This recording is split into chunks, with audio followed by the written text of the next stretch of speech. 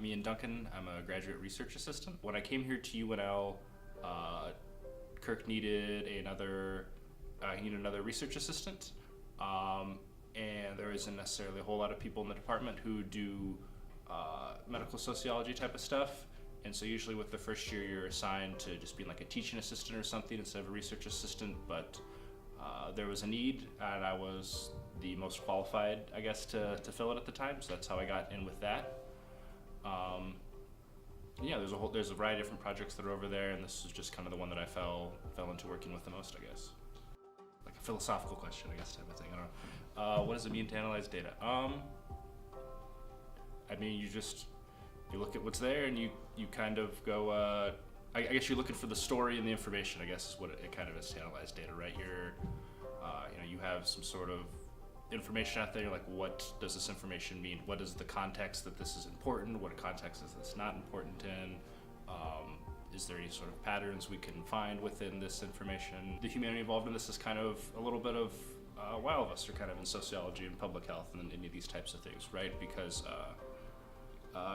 if no one wants to go to work every day and think that what they're doing isn't important or doesn't matter, type of thing, right? So I think that that reassertion that what you're doing is valuable to some extent is definitely good, right? And so it definitely helps with some of the more tedious things that might come out of data analysis. I think when you use multiple methods to get at any type of question, you're going to probably get a better answer, right? Because there's some things that ethnography can answer that data can't answer, some things that data can answer that ethnography can't answer, right? So I think that's kind of one of the strengths of the project is that there's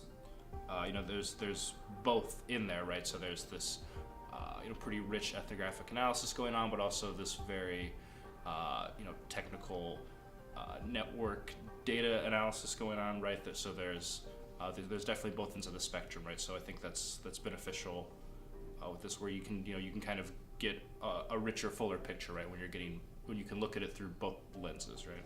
The way that working on the project has reshaped my view of sociological research is just thinking that I have a better indication of what goes into collecting this type of data and how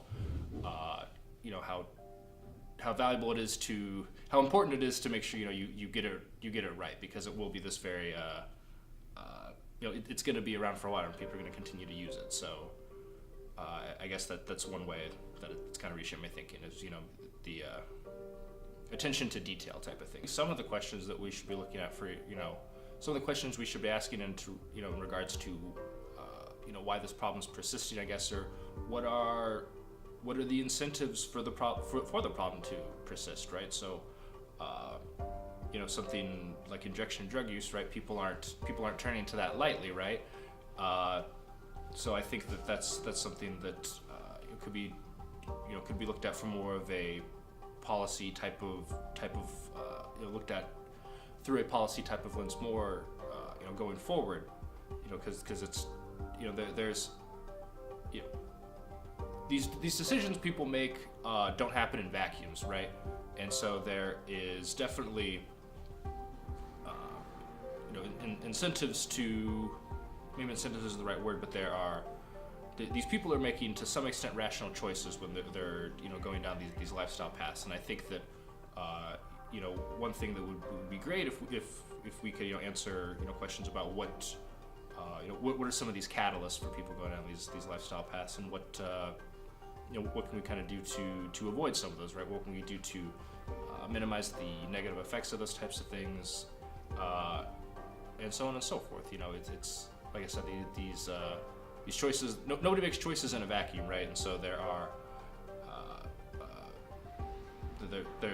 there's rationale that goes into these choices, I guess is what I'm saying. And so I guess I've always kind of been interested in what drives people to make those types of choices, right? What are the incentives to do something? What are the incentives not to do something, right? And making sure you're not putting value on those incentives, just kind of studying them. The reason I think that this type of research is interesting is because these people don't make decisions in a vacuum, right? And so if a number of people are making similar decisions, right, there's got to be some sort of external cause for that to some extent, right? And so I really like kind of looking for those external causes. What are these catalysts that are causing this group of people to behave a certain way and this other group of people not to behave a certain way, this group of people to have a certain set of outcomes and this other group of people not to have a certain set of outcomes, right? So I guess I'm just really interested in looking at those social facts, if you will, that kind of produce these cause and effect relationships, right? What types of things give different groups of people different incentives to behave in certain ways, right? Because everyone just kind of behaves off of incentives, right? Whether or not you are familiar with someone else's rationale, there's a rationale behind their choice. And so I'm interested in finding out what those are.